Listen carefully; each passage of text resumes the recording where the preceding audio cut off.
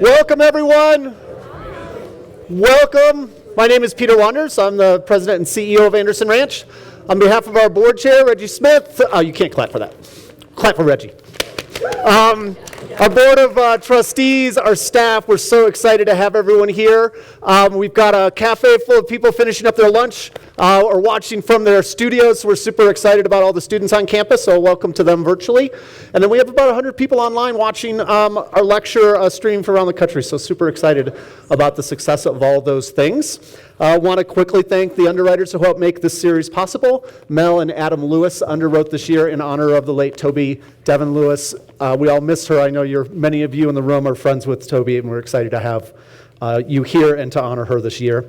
Oolite Arts and their Home Away program brought 15 artists to the ranch this past spring from Miami. It's just been a really great partnership, and they help underwrite this series, so we're excited about them. We have some individual underwriters, Rona and Jeff Citron, Eleanor and Domenico Di Soleil, Sherry and Joe Felsen, and Reggie and Lee Smith. We are having kind of a National Council welcome. After the lecture, please stick around, socialize, have a little individual conversations. Afterwards, we'll be on the deck in the back of the porch here, but the National Council would like to invite all of you to join us and get to know each other. So thank you for that. I'm going to pass over to Douglas. Douglas is our curator in residence.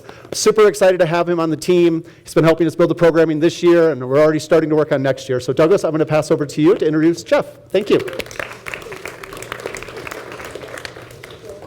Thanks, everyone, for coming out on a rainy day, and those of you in your cozy homes online, welcome to you as well.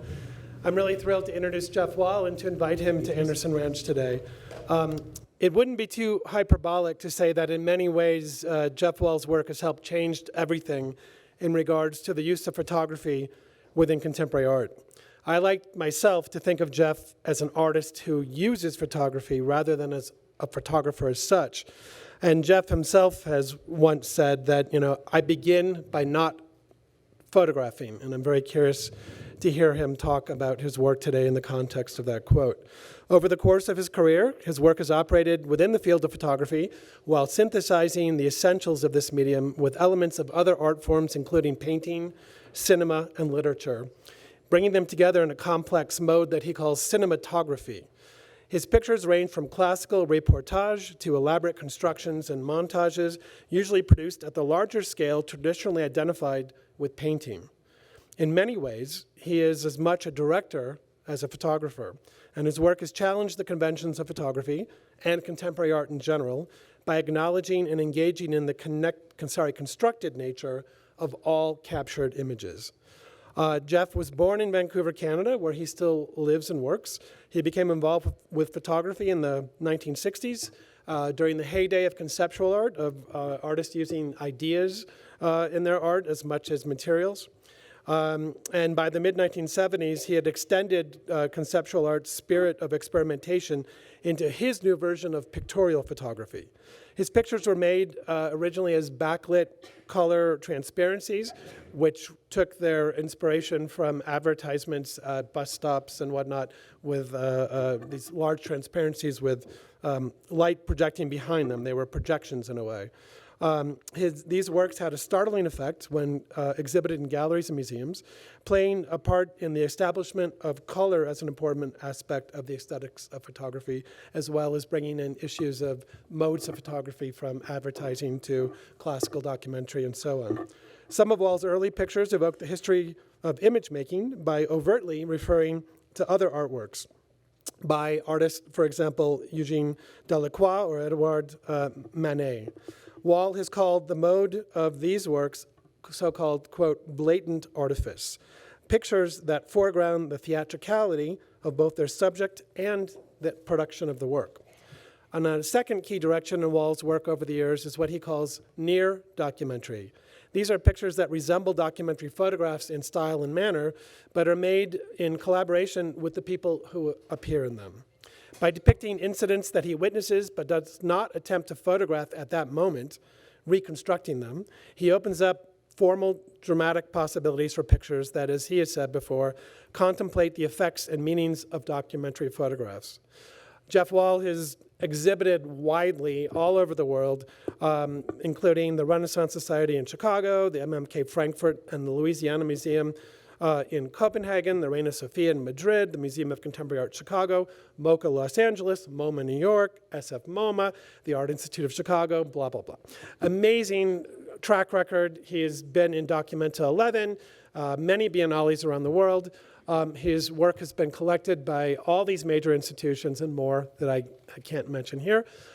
We are thrilled to have him here, given the history of photography in the founding of the Ranch's sort of program from the 60s. So please join me in welcoming Jeff Wall.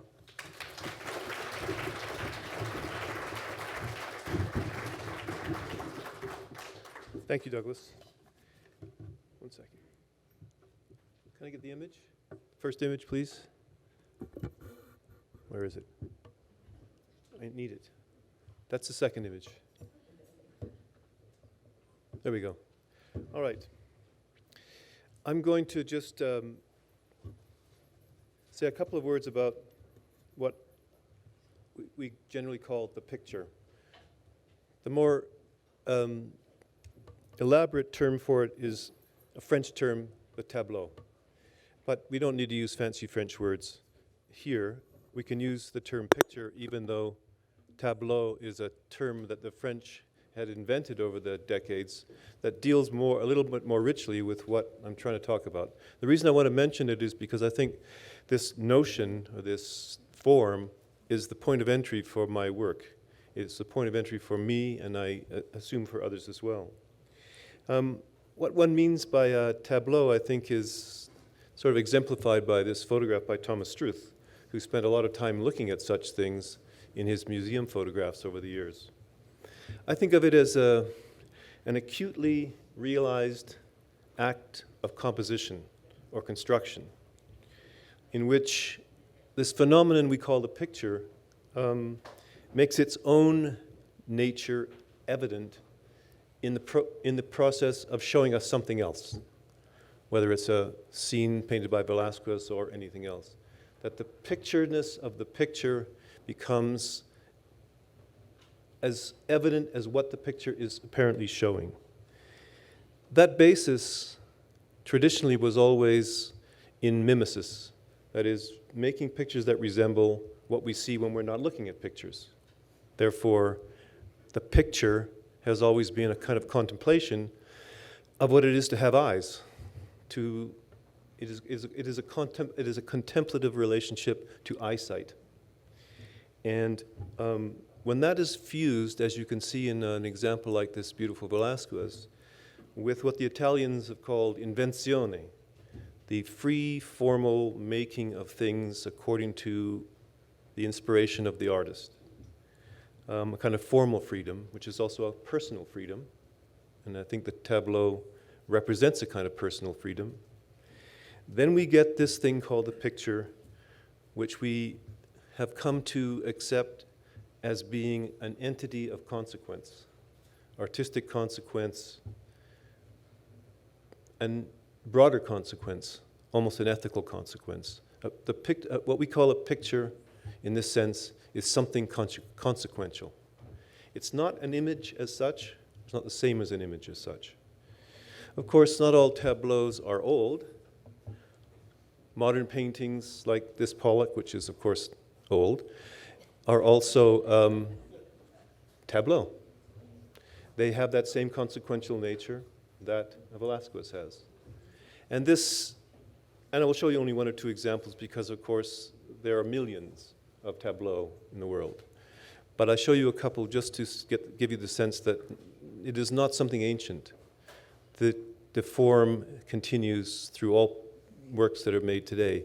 Of course, the tableau is first identified and almost synonymous with the painting, because it was the art of painting that invented it, developed it, created its highest levels of sophistication over a long period of time now, 700 or 800 years. The tableau goes to the stage of its own extremity. This is Raymond Barre, painted in the 60s. And although it consists of 5 spray-painted lines, it's still a tableau. It still insists on its consequential entity as having some relation to all these things we've been talking about. And we can even take it as far as Lawrence Weiner in the 1960s who made this work by chiseling away a piece of the wall surface in a square and presenting it as an artwork, which of course also has to do with the limit condition of this form. So it's a very rich form that has played a central role in thinking about art since almost a millennium. Now, photography did not, for a long time, play that important a role in this dynamic. The first discussions, and this is Walker Evans, of course, from the 1930s, one of the most canonical examples of the highest achievements of the art of photography. Photography, in my view, understood itself as an unprecedented technology that would overturn the criteria and the conditions of Western art, of modern art, and create something entirely new. But most important photography up until about 1960 was made in the context of reportage and was related to the institution of journalism. Most of the photographs we think are important appeared in books or magazines. And of course, Evans's American Photographs, which was published on the occasion of his 1938 exhibition, is one of the exemplary instances of this deployment, construction of photography as something that is published, as something that is not essentially does not essentially hang on the wall in an autonomous relationship to us, but in fact is possessed by us in a very different way, the way a book or a newspaper is. And Evans, of course, used his photographs in a sequential manner to deal with a kind of montage relationship between images to create some sort of, I wouldn't call it cinematic, and Evans specifically insisted it wasn't cinematic. These are pages from American Photographs, and you can see how he faces each photograph with an empty page and not even a caption to make you look at them in a very specific way. And in that way, the way he is asking us to look at it is related to the idea that these pictures are consequential entities. Robert Frank continued that in the other canonical book of photographs, The Americans, in the 1950s. So between 1930 and about 1960, this was the canonical way of understanding and creating photographs. And I never had any criticism of it at all. I think that Evans and Frank and the others perfected this. And as a young artist, when I first got interested in photography in the 60s and encountered this work, which I had known since the 50s, I intuitively felt it was perfect. And by being that perfect, I had intuitions, which later I maybe thought through more clearly, that its perfection was an epoch in the history of photography, and it also did something to me, which was it closed the door. And it seemed like there was no room for someone like me in this practice of photography. But also because about 1960, or between 1960 and 1970, things were happening, such that the argument that was made for the importance of this photography, an argument that is entirely correct, began nevertheless to show its own limitations.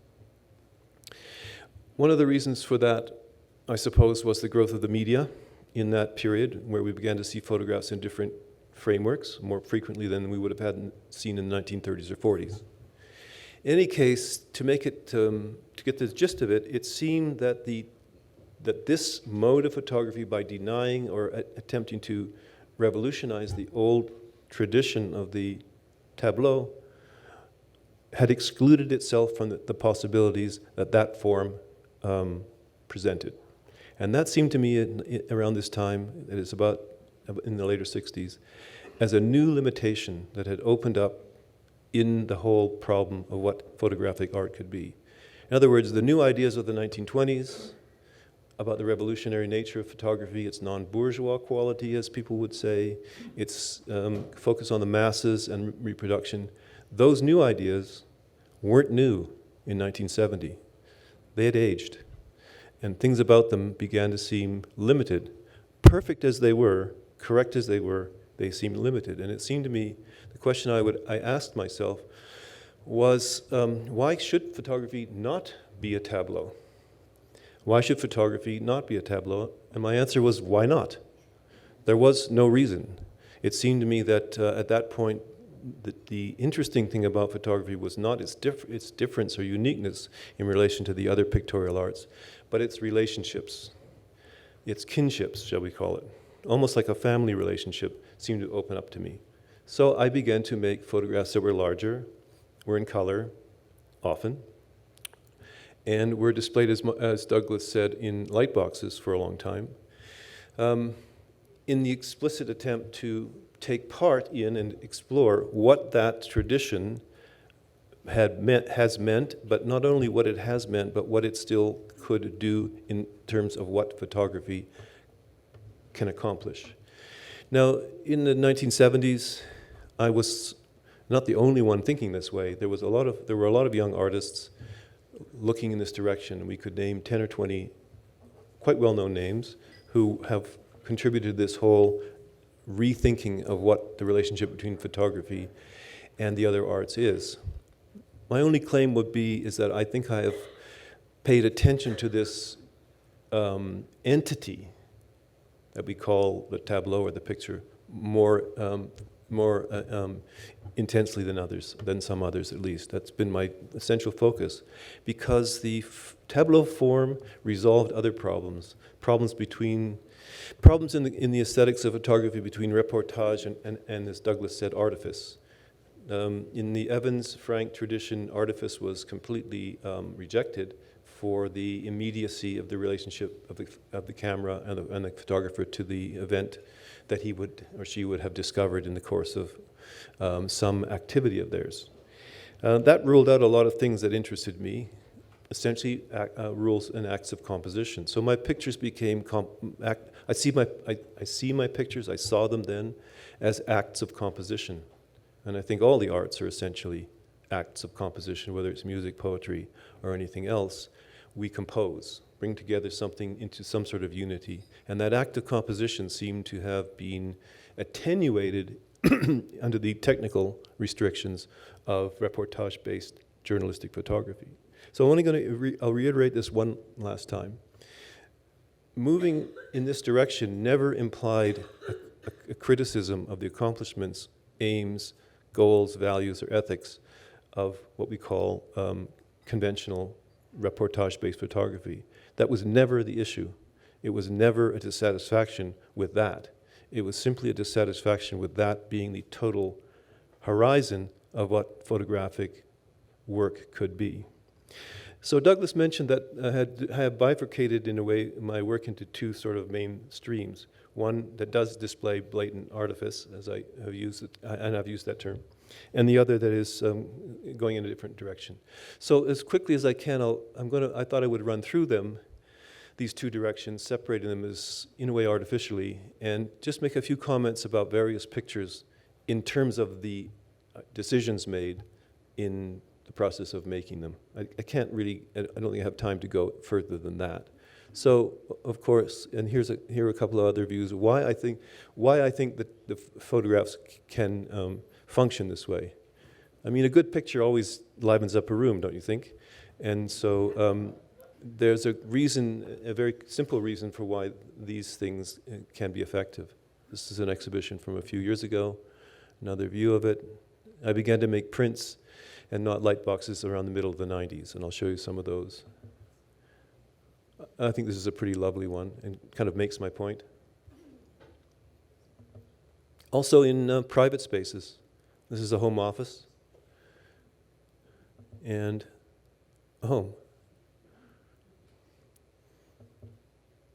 The other major factor that has to be taken into consideration quickly again is the other great art form that has influenced almost everybody who has eyes and ears, for that matter, in the last 100 years, and that's, of course, the cinema. And like anyone else, I grew up watching films and at a certain point in my youth, I realized that certain films were artworks, like a Cézanne painting was an artwork, or a Pollock. And I could look at a film by Bergman or a Pasolini as if I was looking at a Jackson Pollock. That's something that one learned at that time, and one of the reasons we learned it so young was that it was a great period for filmmaking, the 1960s and 70s, when filmmakers like Pasolini or Roberto Rossellini, etc., were making films under very advantageous conditions, acting almost as freely as artists could act in other art forms, unlike in the film industry where the constraints are much more important. I'll just show you a couple of stills because, again, there are millions of possible stills that can represent good film images, like images that when you're watching the film you almost want the film to stop and you can just look at that picture. And I will just show you from a couple of directors who I think are interesting because their work was made in the early 70s. This is Jean-Marie Straub, Daniel Huyer's film, The Chronicle of Anna Magdalena Bach. I loved his combination of absolute documentary treatment of things that aren't really there. That is, this is an image of something happening in the 17th century, beautifully composed, this austere compositions that he was so good at. This, in a way, is the kind of filmmaking that leads to near documentary, and his films have that quality. And on the other side, Rainer Werner Fassbinder, who was a great model for a lot of artists in the 70s, with his super extravaganzas of artifice and strangeness. This is probably his best, The Bitter Tears of Petra von Kant from 1973. I'll show you a couple of images, and you can get the sense of the total extravagant theatricality of these kinds of films. So from that I took to making certain very polemically artificial photographs in the 70s. This is the earliest one, The Destroyed Room.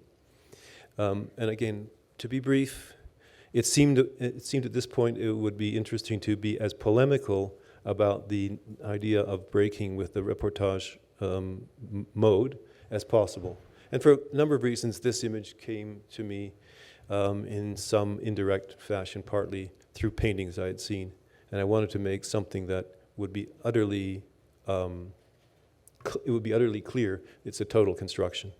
Thomas Demand, who's an artist whose work I like, has said about his own work that really they're documents of what he saw in his studio at that given day, so that he makes a documentary claim for his paper constructions. And he's entirely correct. It's perfectly logical that the camera only records what it can see. The camera doesn't know.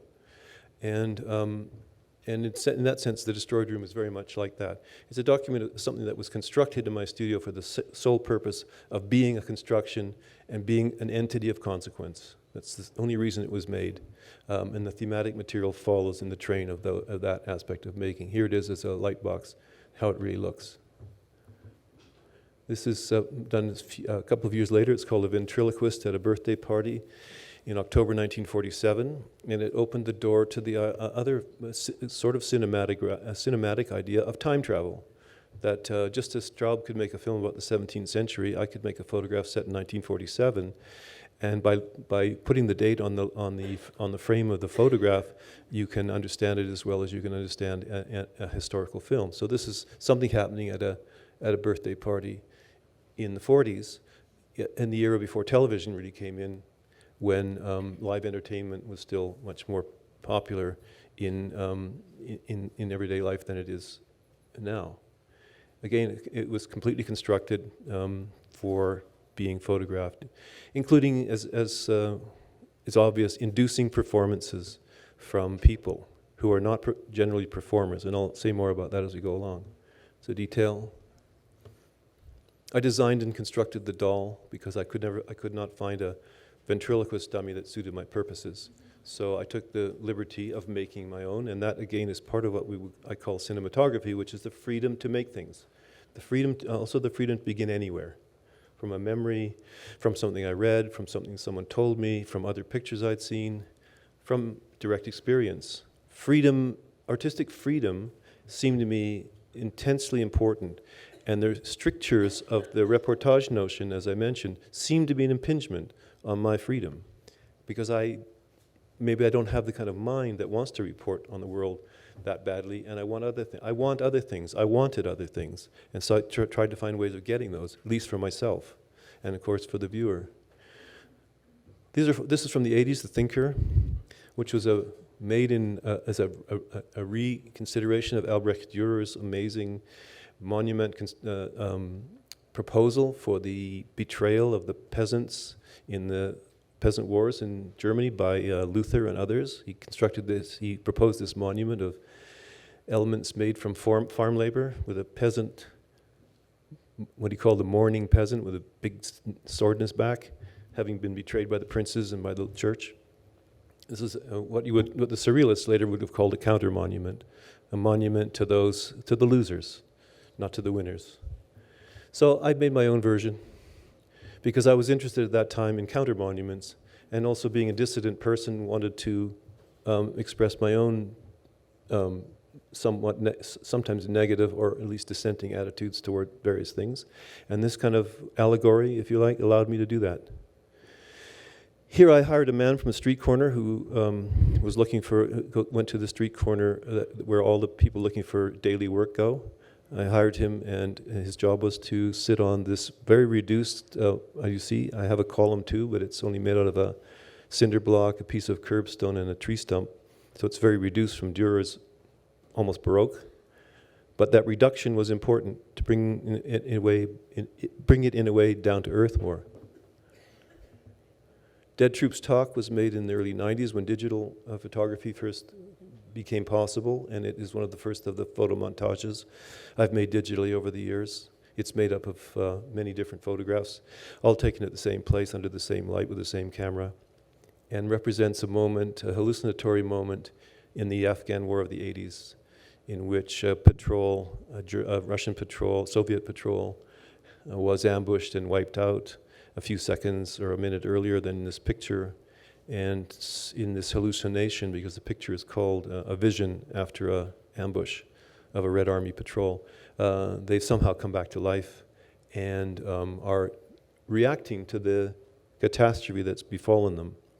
So to me, this had its origin in kind of a literary thought about what kind of story or a poem could be written about the experience of a young man in the army getting himself killed for some obscure cause.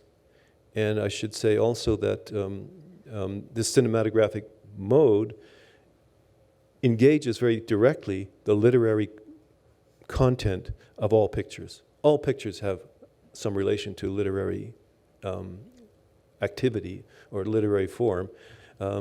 That doesn't mean they illustrate stories, but it means that they may illustrate stories. But we have a freedom to use that literature. So in a way, I wrote this, and then from my own non-existent script, made the picture. Here it is on the wall. It's very large. And the largeness of my pictures is never about the largeness itself. It's the largeness that is required by that subject. So in Dead Troops Talk, you need to be able to see very clearly each one of a number of figures and see their expressions on their faces, their body gestures and so on. And so in order to make that visible to at least eyesight that as I relate to it, picture needs to be the size it is. I've said many times I never try to make large photographs. I just make pictures that at the scale that the subject demands. But they end up big sometimes. Some details quickly. Again, the idea of, I think this picture shows again the issue of the artifice involved in the construction, in the use of special effects, so-called, and all of that sort of thing. All the uniforms and et cetera were carefully researched and were authentic. And that authenticity, I think, is something that is a permanent note in any photographic activities of artifice because of the nature of the camera. So we're always dealing with authenticity or facticity. This is the giant, very small picture, this big, was made almost at the same time, and again a kind of fantasy about an imaginary monument. Maybe I was thinking then about the kind of monuments I'd like to see. If I went to the library, I'd like to see an elderly woman looking at her slip of paper for some book in the collection, and that she is actually maybe invisible. And if you notice that the users of the library don't seem to know she's even there either, they don't see her, and we do, just the way the Afghan kid in Dead Troops Talk doesn't notice the actions going on around him, but we do. Inside my pictures, there are different levels in which you're seeing something that others may not be seeing. And that, again, is a kind of intriguing, artistic, literary element. Picture was very small because I realized that a picture of a giant could never be large because it could never be large enough. So again, the scale was determined by the subject. This is made around 2000, The Flooded Grave, which I think does blend very much does blend documentary photography with something that really isn't possible. It's a vision of passing through a cemetery, noticing a new dug hole filled with rainwater because it's been raining. But instead of just muddy water, somehow it turns into an undersea moment. And it was carefully researched in the local waters around BC to make something that didn't look like an aquarium display, but actually a moment of undersea life. So there was a lot of actuality involved, and in some ways, of course, I'm just documenting the action of starfish and sea urchin in a tank.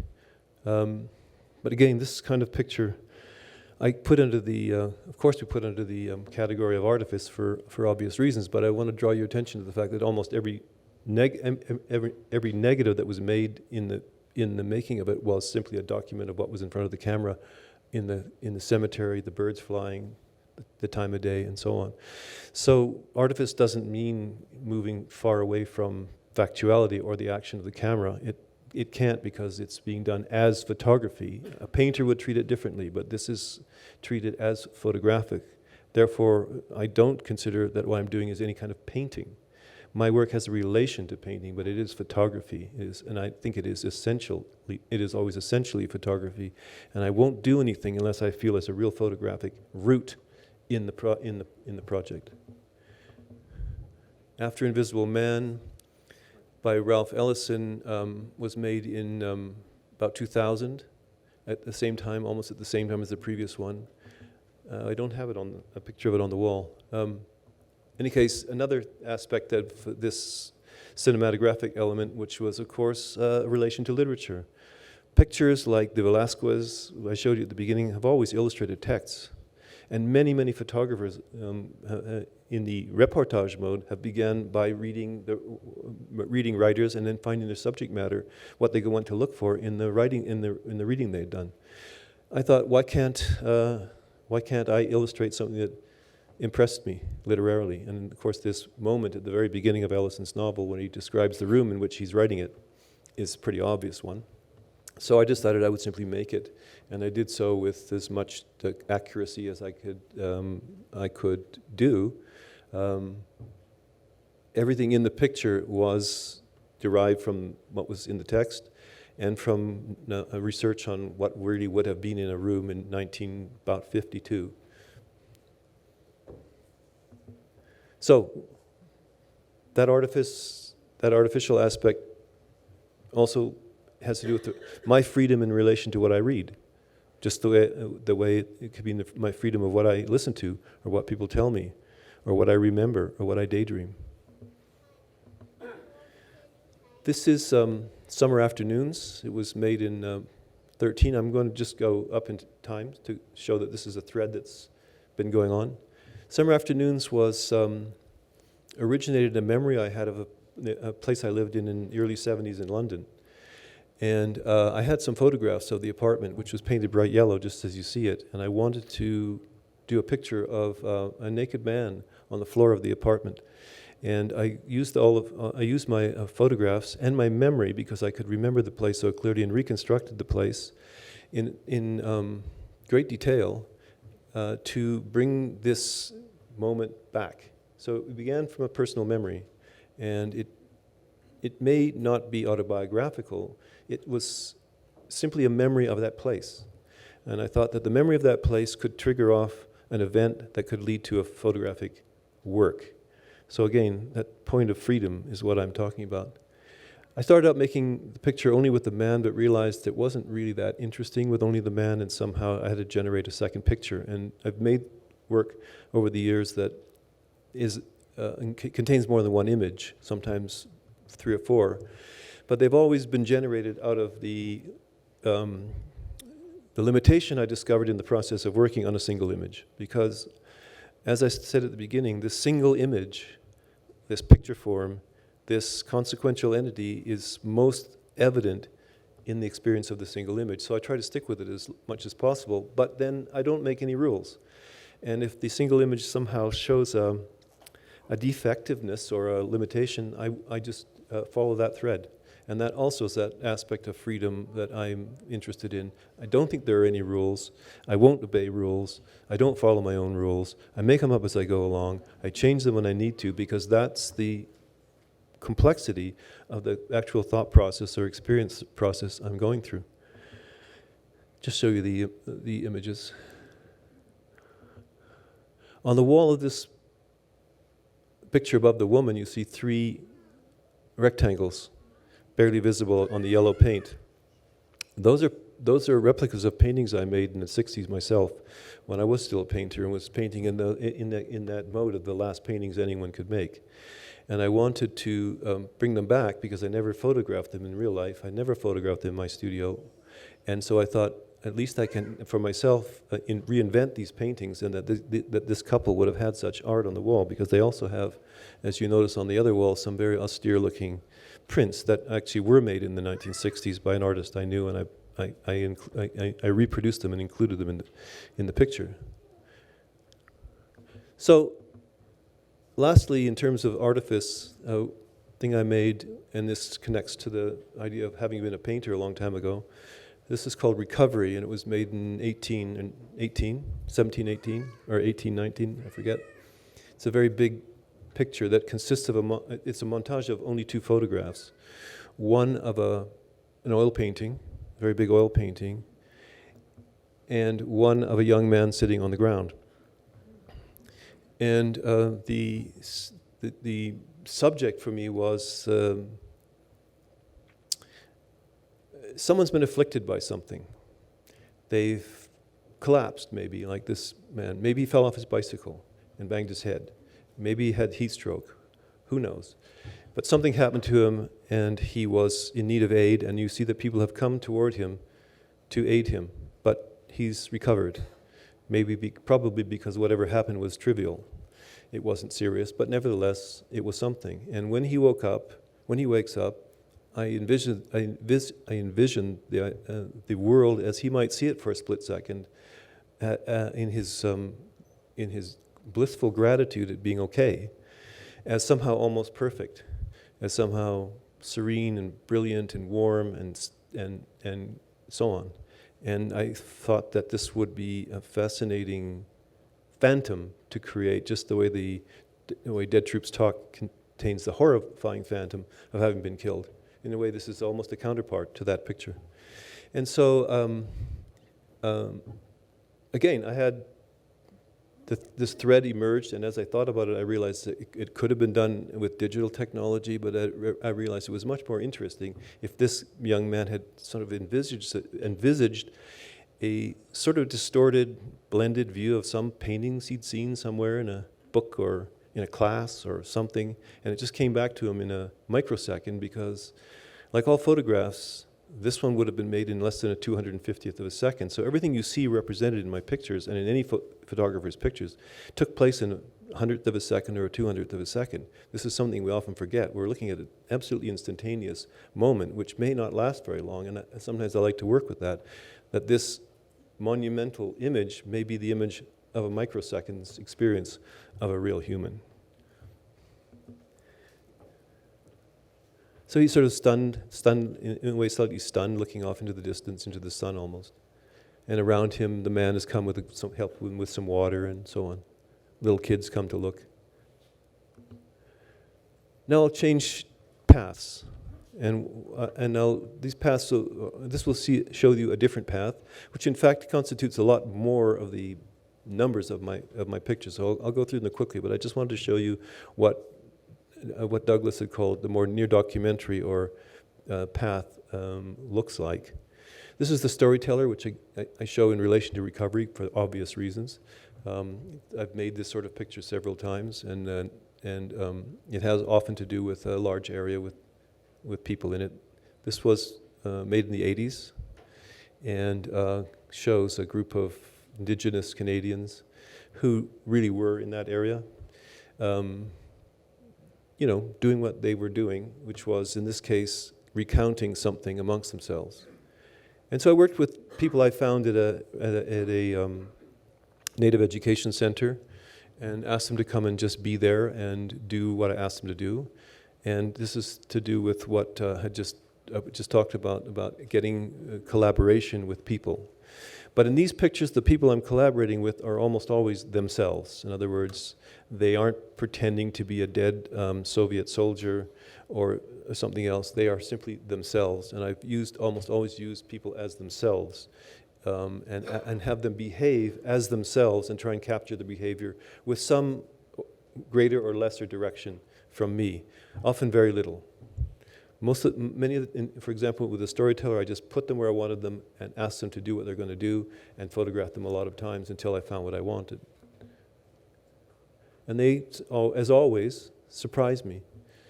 And a lot of the contents of these pictures are surprises that happened to me during the course of making them. And that brings this kind of photography close to documentary again, because of course when you're photographing without the collaboration of others, you're surprised.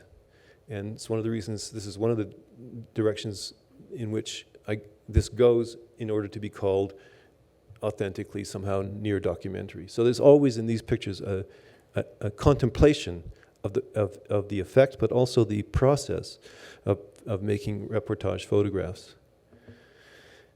Very early on when I was making The Destroyed Room and those very early studio pictures, I was also going out and taking regular photographs of the city. These are a few made in 1980, I'll show you in the 80s, because I was, from the very beginning, not wanting to be stuck with this one destroyed room kind of dead troops talk thing, studio photography, shall we say.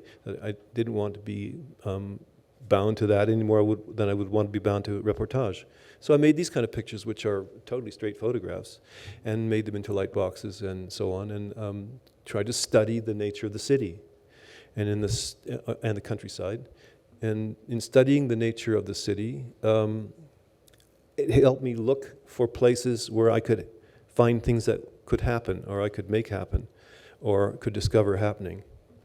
And so when I began to work in the streets, which I did again as soon as possible, I was using my studies of the city, my straight photographic studies of the city, to help me orientate myself in the work that I was wanting to do. Mimic was made in '82, and it was definitely an attempt to do street photography in my way, to do something that was essentially like street photography. Here's Gary Winogrand.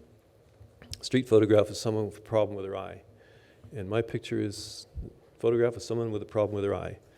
And at this event I saw, as Doug mentioned, many of these pictures began not from things I had read or heard or whatever, but things I actually saw and did not photograph.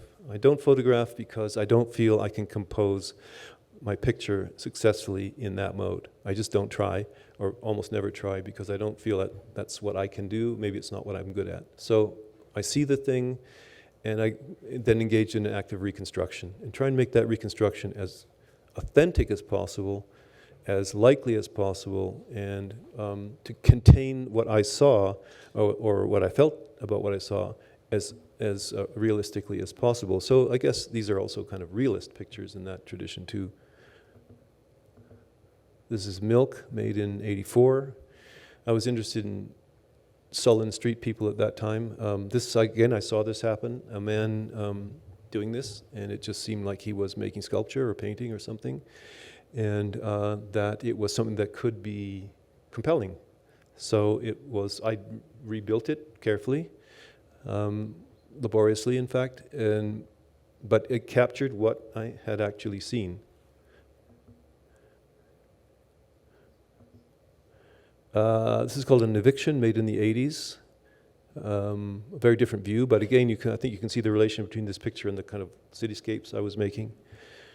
Families getting evicted, but they're fighting the sheriffs, and the whole neighborhood is involved, and somehow, at least as spectators. So I wanted to capture the whole neighborhood in which one plot of land, one house, was engaged in an uproar, upheaval, or at least an instability. But to show the whole neighborhood, or at least the whole block. Well, more than the whole block. There it is on the wall. Again, a big picture. Big because I wanted you to be able to see the figures and their behavior and their expressions from a distance. So the bigness of the picture is not caused by bigness. It's caused by the nature of sight. If you're that far away, this is what it has to be in order for you to see what I want you to see.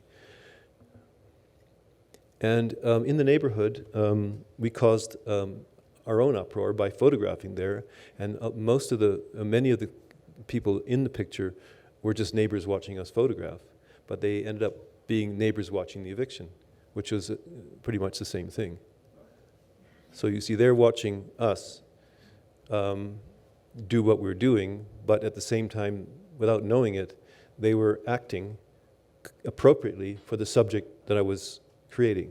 So the line between performance and non-performance in this mode is fluid. That's why I never use the term actor for the people who are in my pictures. I don't know what to use, term to use for them, but they have to do with a performance that has no real defining character. It can be anything. I'm going backwards. I shouldn't be.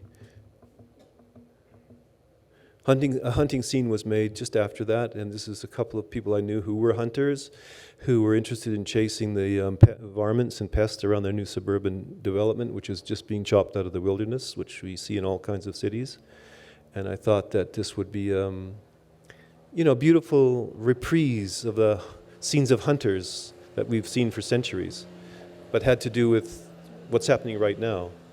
And I was, happy about the composition of this picture. I find it quite elegant, and it's a good example, although I don't want to single it out, as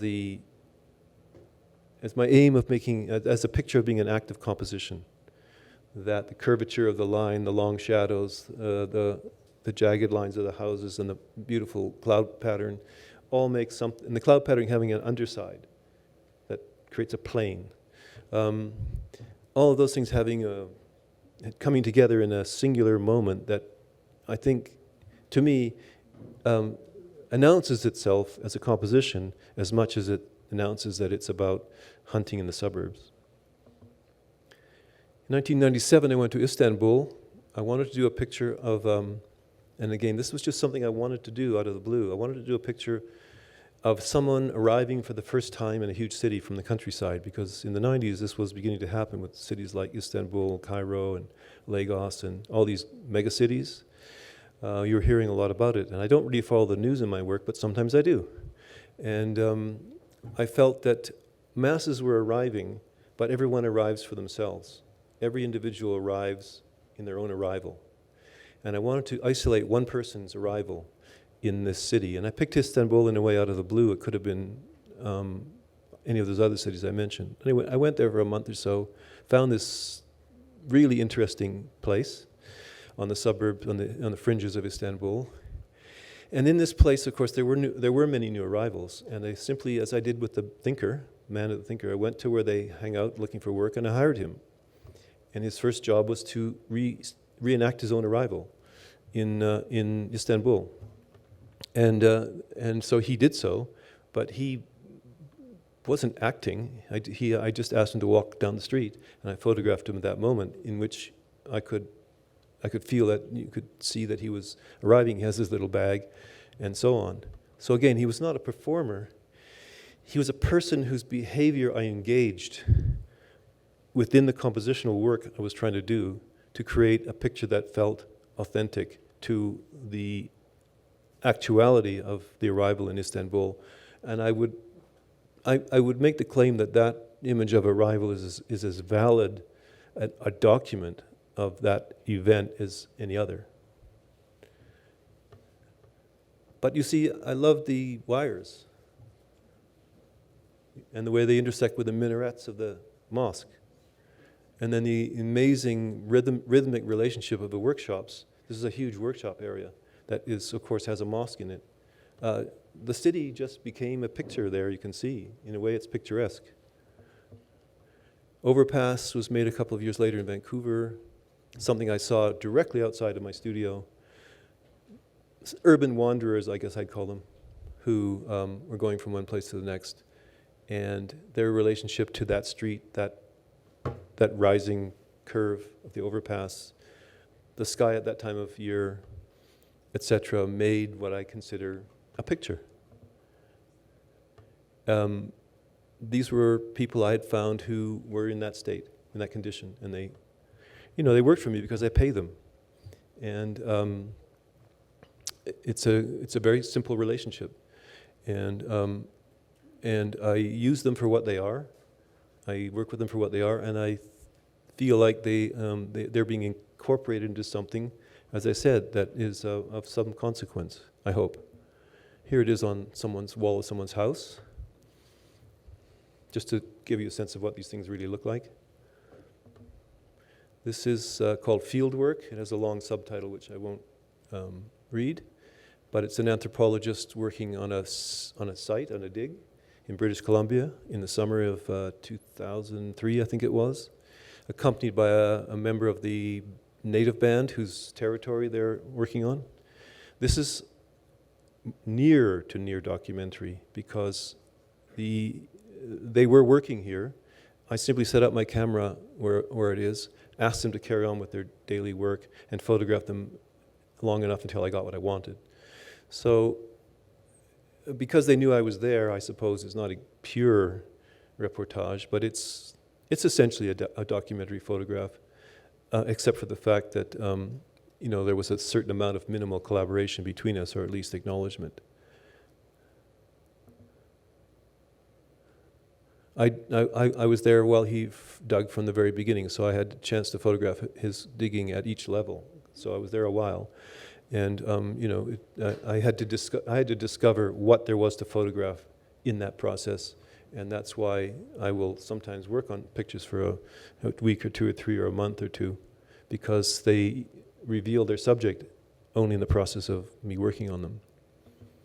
There it is on the wall. Again, it's the size it needs to be so you can get a sense of him and what he's writing. You can see he's actually writing things, and you can look at all the details of his activity because the picture is the size it is. If it was a small print, you couldn't see any of that stuff, and I think all that meaning would be lost. In front of a nightclub was made a few years after that. I began by parking my truck outside, across the street from this nightclub around the corner, and blacking out the windows and having a little spy hole through which I had a telephoto camera, and I photographed all the people outside the club for 2 or 3 or 4 nights, and figured out what they were really doing, and then reconstructed everything, including the nightclub itself, in a studio in order to capture this, in a way, almost non-moment. But what was added to it, if you can notice, I think in the next picture, is the flower cellar. Because I had observed this flower cellar on the streets a lot separately, and the flower seller himself, and they are sometimes men or women, they are this shadowy, ghostly figures who wander amongst the people who are having fun, trying to get a few dollars from giving them these roses, selling them these roses. So they're not really having the fun that everyone else is having. They're part of the service industry around that nightclub activity. So the picture was about him. It was originally about him, and I wanted to do a picture of the rose cellar, but it gradually got wider and wider as I realized I had to place him in a certain world. And so that work changed in the process of finding a place for him. So in order to find a place for him, I had to find a place for 40 other people and do a lot of other things. So although it is highly elaborated technically, I still think of it again as this is really what you would see in the photos I took from my truck. In fact, when I put out a casting call for people to come and be in the picture, which I do in various media, some of the people came who were already in my original pictures. So it folded back over. So what I'm trying to emphasize is that, one thing that the tableau form did for photography is it erased the problem of fiction and fact. that problem in reportage is insoluble.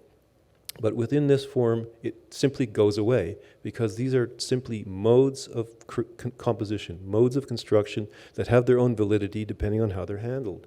Of course, they have to be handled properly.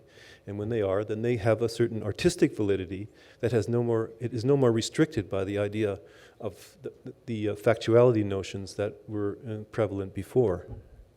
A couple more. Men Waiting. Very big black and white picture. There it is. It's one of the biggest prints I've made. Men Waiting was made very, very much the way The Thinker was made. I went to the same corner again, like 20-something years later, and hired a bunch of men who were waiting on the corner. I didn't like the corner that they really waited on because I couldn't compose there. The shapes were all wrong, the street was in the wrong place, everything was nothing. It didn't please me. You see, I don't want to sound subjective about it, but if it doesn't please me, I'm not going to do it because that's what art is. It's about pleasing you, the viewer, and that can't happen unless I please me. So it didn't please me. So I went and looked and found a place that did please me. And I love this rundown, shabby corner of another part of the city. But it had a corner where people could plausibly wait. And so I hired all the men and got a bus, and they all came from the original corner to this corner, and they got out and they photographed them waiting for me to take their picture, which is the same as them waiting for work because they were waiting for work. So the point is, there is still the same activity, that same activity is taking place here. It's amusing, the roundabout, but in fact, the principle of it is simply that there is no such set thing as performance. At least in what I do, I never think that there is one or can be one, and I don't want one. And I like the fact that I can, stumble on or half invent new situations that are almost always derived simply by the subject matter of the picture.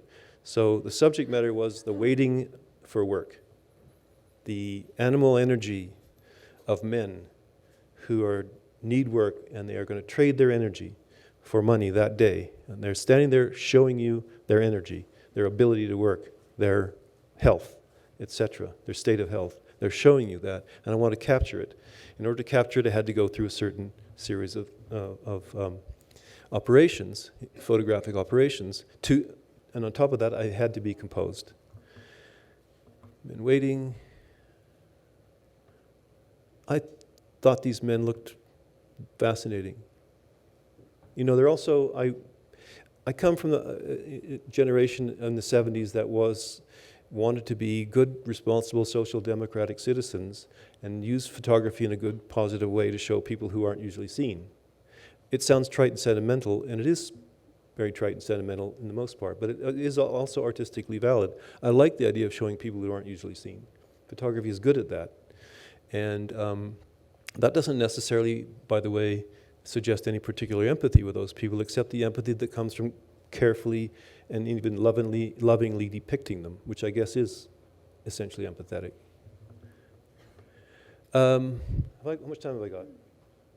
Very little. Okay, I'm gonna do a couple more pictures, and we'll stop, and we can have a moment. Same as the landscapes I did to study the outdoor world, I did pictures like this to study the indoor world, or like this one. These are both taken in the cellar of one of my buildings, of my studio, very old and interesting building. Here I just swept the place and then photographed it. It's called Swept. But it simply shows an interesting corner after having been swept. This helped me to look at the indoor world, and I'll just show you two more pictures and we'll stop there. Because everything else I've shown you is outdoor. So I do make a distinction between indoor and outdoor. Adrian Walker, it's called Adrian Walker, artist, drawing from a specimen in the anatomy laboratory at the University of British Columbia. And he was a student of mine, very good at drawing, and he was drawing from cadavers, because that's what Michelangelo and Leonardo did, so he decided to do it too.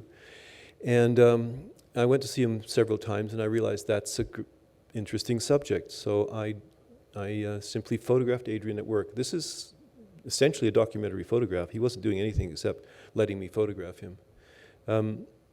But interiors, of course, pose different problems about lighting, illumination, planes, corners, angles, etc., than do outdoor things. And so I see them as a sort of a separate category. Here he is. I mean, Adrian's about 55 now, I think. So I'm still in touch with him. Last one, Volunteer, which was made after having seen exactly this sort of thing in what we call a drop-in center. The guy who helps out, maybe he was a client earlier on, but now he's helping. Maybe this is a good example of dealing with the box of an interior space. You know, rooms tend to be box-like, and boxes can be uninteresting, and you have to find ways to make them come alive as planes, as shapes, as form. And this one had a very interesting mural, as you can see, just depicting a happier life, which is appropriate for that situation. And in this case, and I'll end here. Here it is on the wall. Again, it's big enough so that he's life-size. Life-size is important because it resembles so much our eyesight. I'm very interested in life-size because it resembles eyesight. It resembles the world you see when you're not looking at pictures. And it has that intimacy even more because, of course, you might not be able to get very close to this man in real life, but in the picture you can. What I did with him is I hired him for a month to come and clean this place. Every evening he would come and mop the floor for me for an hour or so, and we would never speak. And I did it in order to create a world for him that he could behave in normally, as if it was his job, and it was his job for that month. I could give you other examples of the treatment, but essentially there are variations on the same theme, which is taking people, using them as much as possible as they are themselves, finding a starting point which is somehow meaningful as an artwork, that is, the picture should be meaning something to me. Like, I think that the volunteering is itself a kind of beautiful act. He's not trading for money, he's just volunteering. He's coming to do something for someone else. That's worthy of being depicted. So when I can find something like that, I want to do it. And I want to do it in a way that people will accept as realistic and authentic as a snapshot, but it's, in a way, it has the same relation to a snapshot as a poem has to a published newspaper article.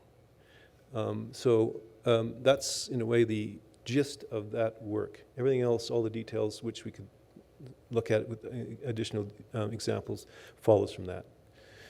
The only last comment is I don't think that the boundary line between the so-called artificial and the documentary is very, very thick. It's actually very porous. And without going into any detail now, I think there are many aspects of documentarism in the artificial pictures, and a lot of artifice in the documentary pictures. Okay, let's stop there.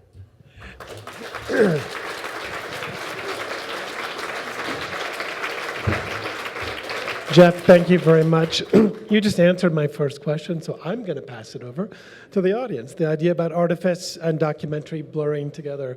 But I'm really curious what you all thought. So if you have a question for Jeff, we're passing microphones around, but I'll give you mine, John.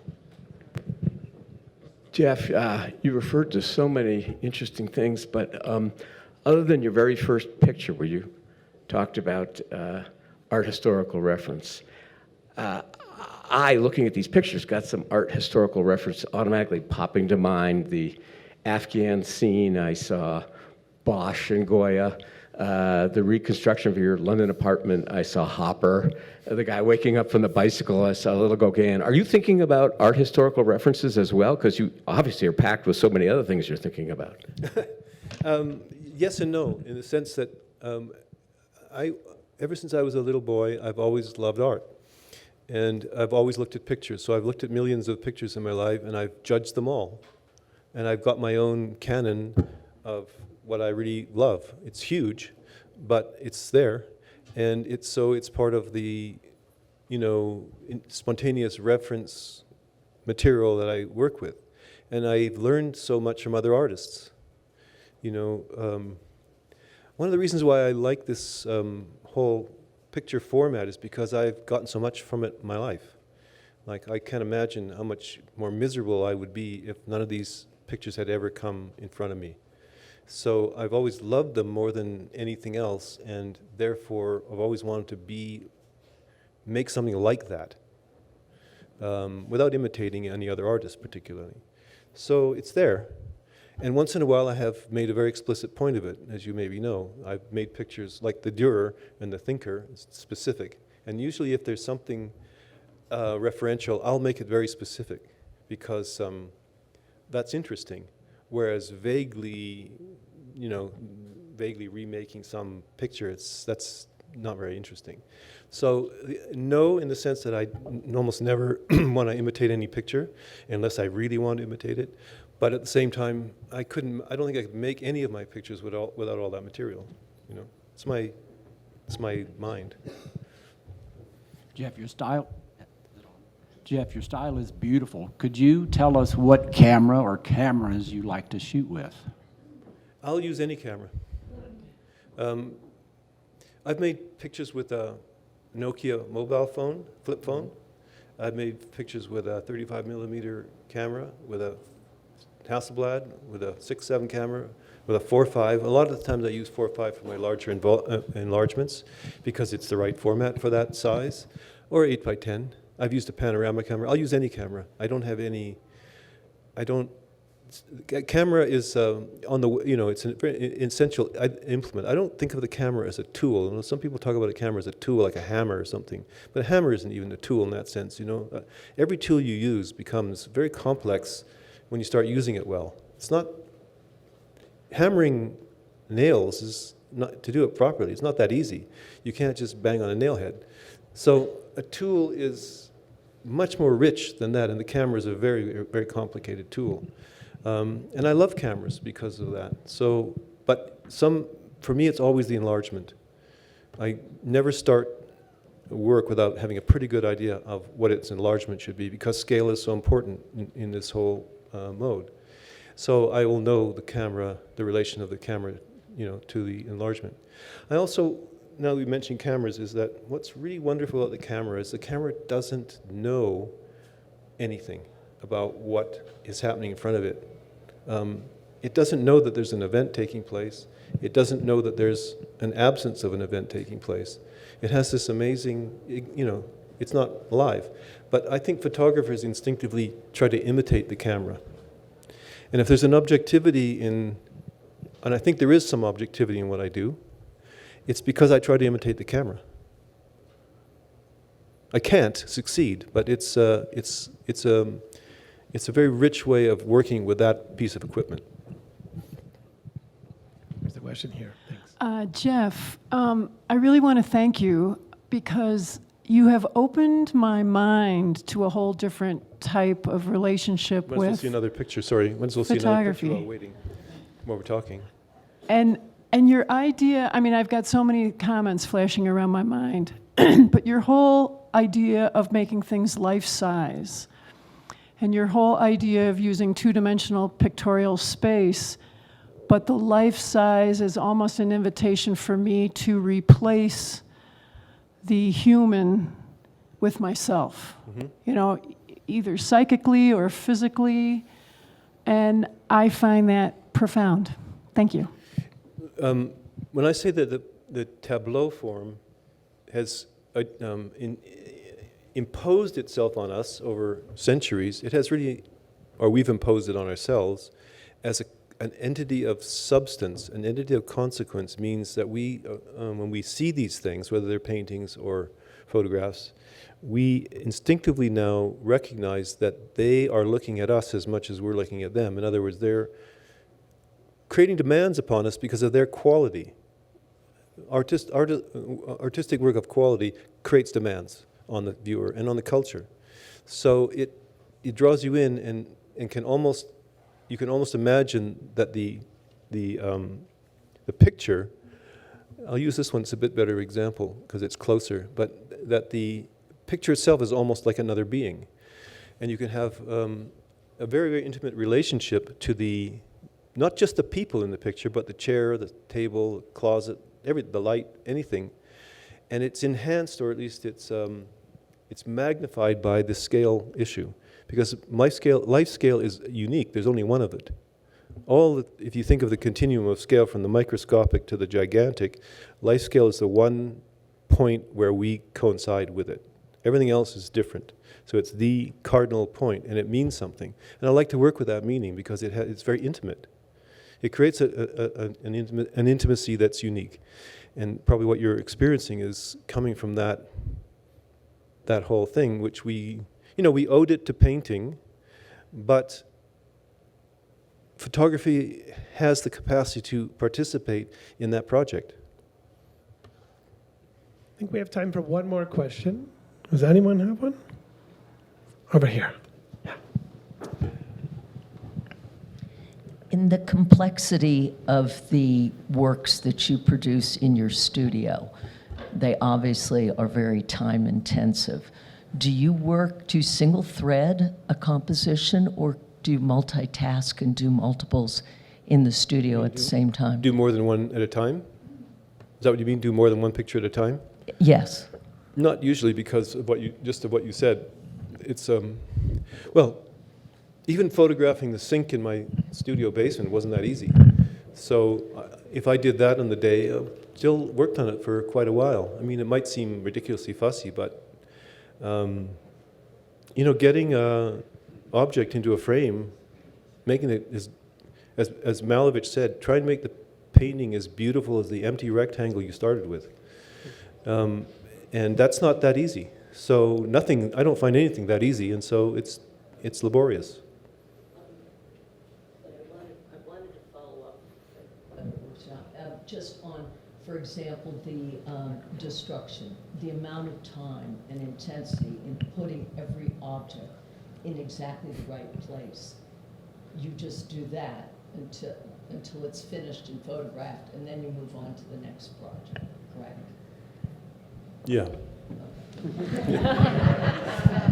Everybody, I want to thank Jeff Wall for being with us. Thank you guys for being here. And